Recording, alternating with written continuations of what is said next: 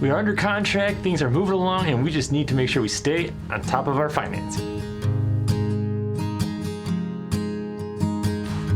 Hi, I'm Jake, your Realtor, and thanks for joining me for another step on how to purchase a home.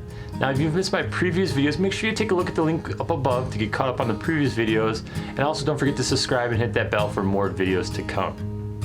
So now that we have our home under contract, it's important that we stay on top of our financing so we can also satisfy our financing contingency. After we've gotten the contract put together, we're going to submit it over to the lender as well as our attorney, and the lender is going to put together the necessary information, then to submit that to underwriting so then they can go through and approve the loan. So during this time, it's very important to respond to the lending company as soon as possible, just as they might need documents that might be missing or need adjustments, making sure names line up and all the proper steps are taken along the way. Now also during this time, you're going to need to have an appraisal on the home as well. And the lender will traditionally order this appraisal, but you are responsible for paying for it.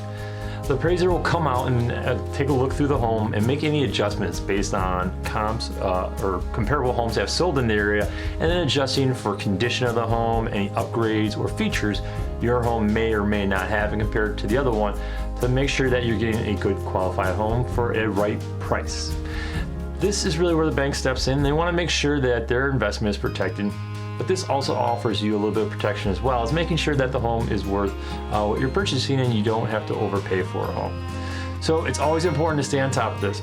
And then once we get the appraisal back, it'll be another step closer towards getting the financing complete.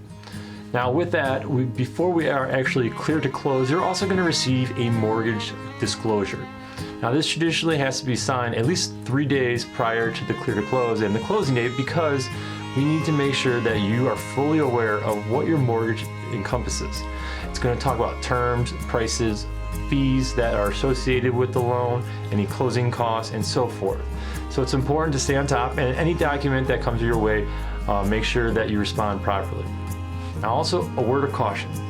During the home buying process, and this should be discussed with you prior, and I do apologize for bringing this up in one of the last videos, but if you ever receive any weird emails or requests for sending money, always reach out to a trusted number that you are aware of, either your realtor or your attorney or the lender that you've been dealing with for a while. There is quite a bit of fraud, and it's always a good idea before you send any money just to double check with the proper figure. Now that we actually have the clear to close, there's really not much to do except for wait for our final walkthrough and the closing date itself. So make sure you stick around for the next video, which we finally get to close. I'm Jake Tysiak with Keller. Thanks for watching.